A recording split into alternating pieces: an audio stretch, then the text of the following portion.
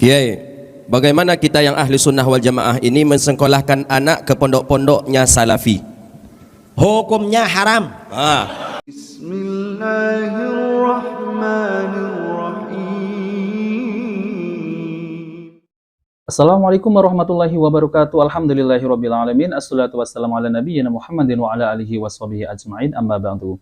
Teman-teman yang dimuliakan Allah Subhanahu wa taala, kita bertemu kembali di channel Pencari Ilmu. Jadi kali ini saya akan membahas yaitu tentang terkait yaitu lagi-lagi ada kasus pondok pesantren yaitu ada 2 guru yang menculik 40 santri.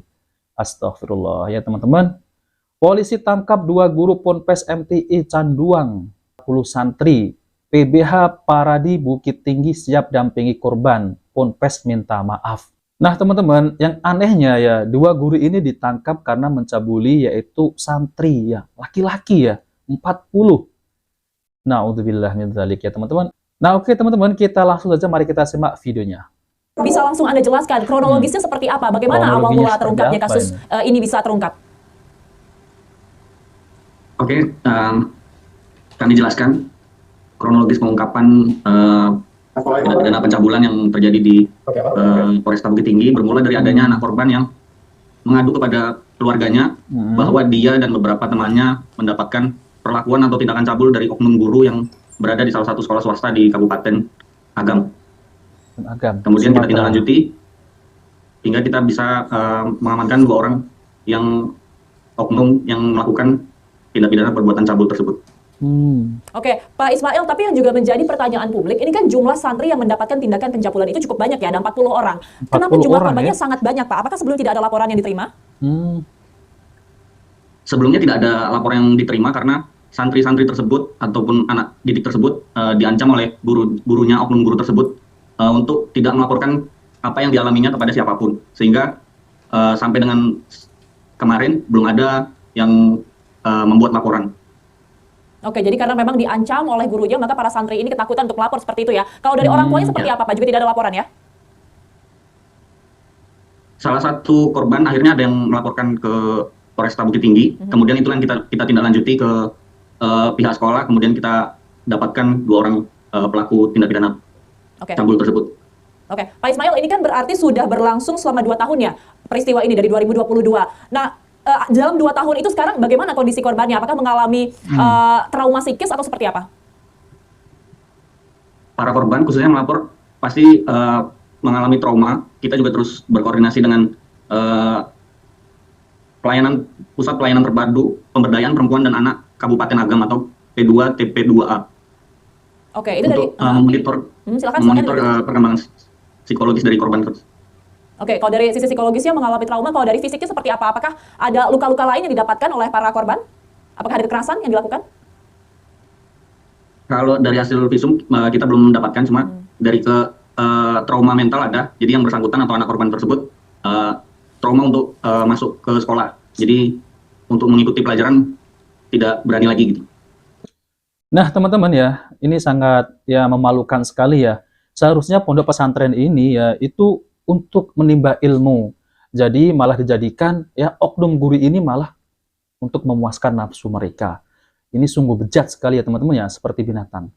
Namun saya anehnya teman-teman seharusnya ini pemerintah MUI kalau terkait masalah ada pondok semacam ini itu semestinya harus diselidiki dulu nih. Apa berdirinya pondok ini untuk apa? Tujuannya untuk apa? Kurikulumnya itu apa? Sangat miris sekali kejadian semacam ini terus ada dari tahun ke tahun itu terus berulang kembali. Harusnya ini pemerintah ini harus men-sweeping apa di dalam pondok tersebut. Ini yang baru ketahuan, yang belum ketahuan mungkin banyak. Nah, mungkin santri-santri ini takut untuk mengatakan kepada untuk mengadu kepada orang tuanya, ketakutan mungkin diancam oleh pelaku. Ini yang baru ketahuan, sampai 40 santri. Dan yang anehnya teman-teman itu yang dicabuli adalah santri laki-laki 40 orang. Dan naudzubillah itu sampai disodomi. Naudzubillah teman-teman, sangat bejat sekali Seharusnya orang yang seperti ini dikebiri dan pondoknya ditutup. Dan ini memang sudah di luar di luar seperti akal manusia dan di luar binatang teman-teman. Dan selalunya ini berulang kembali dari tahun ke tahun, selalu berulang kembali kasus yang semacam ini. Dan saya nggak tahu ini pondok apa ya, alirannya apa ini, nggak ngerti. Polisi tangkap 2 guru Ponpes MTI Canduang, cabuli 40 santri. PBH Pradi, Bukit Tinggi siap dampingi korban, Ponpes minta maaf. Peristiwa dugaan tindak pidana pencabulan terhadap 40 santri laki-laki setingkat SLTP di Pondok Pesantren Madrasah Tarbiyah Islamiyah MTI Canduang di Kabupaten Agam, Sumatera Barat, Sumbar, masuk tahap penyelidikan Polresta Bukit Tinggi. 2 orang pelaku dengan inisial RA 29 dan AA 23 yang beroperasi sebagai guru di pondok pesantren tersebut telah dijadikan tersangka atas laporan pihak keluarga korban. Jadi ada santri yang mengadu kepada keluarganya ya. Lalu kemudian konferensi pers Kapolres Bukit Tinggi Kombes Pol Yesif Kurniati pada Jumat kemarin mengatakan bahwa peristiwa ini berawal adanya laporan dari keluarga korban ke Polresta Bukit Tinggi dengan LP nomor 80/2024.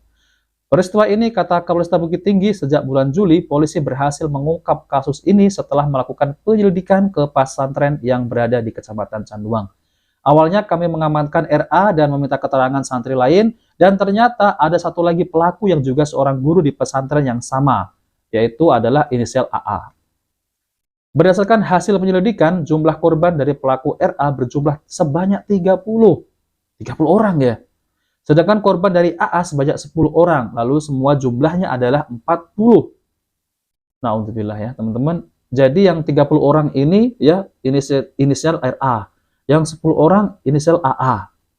Modus yang dilakukan oleh para pelaku terhadap korban yaitu dengan, ini modusnya ya teman-teman ya, dengan meminta pijit ya, bahkan beberapa korban dipaksa hingga melakukan hubungan intim sesama jenis. Jadi laki-laki dengan laki-laki ya, na'udzubillah. Ini pondok kok mengajarkan demikian ya. Diduga aksi para pelaku sudah berlangsung sejak tahun 2022 ya, sudah 2 tahunan ya.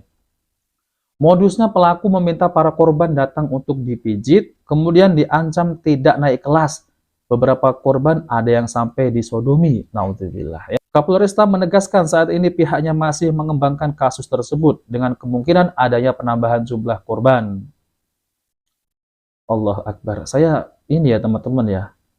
Kalau saya baca semuanya ini malah ya emosi jadinya teman-teman ya. Nah oke teman-teman ya. Jadi ini adalah kasus yang sangat menjijikkan sekali karena ini kejadiannya itu di dalam pondok pesantren. Seharusnya ya pondok pesantren ini kan ya tempat untuk menimba ilmu agama. Jadi kan ya yang namanya guru harus mengajarkan ilmu agama. Ini malah ya seperti itu ya disodomi, naudzubillah ya. Ini ada masalah dengan pondok tersebut. Seharusnya para penyelidik seperti MUI ini membuat sweeping kepada pondok-pondok yang semacam itu. Karena ini kejadian semacam ini berulang-ulang kembali pada tahun ke tahun, selalu ada kasusnya di dalam pondok. Seharusnya pondok ini adalah tempat yang aman ya untuk para ya santri maupun santriwati. Ini malah seperti hal yang ya membuat hal yang menakutkan. Jadi anak-anak ini akan trauma apabila ya mendengar pondok pesantren semacam ini, dia kan trauma. Dan semoga kedepannya ini harus lebih baik ya. MUI harus membuat sweeping terhadap pondok-pondok tersebut. Namun yang saya anehkan ya teman-teman ya,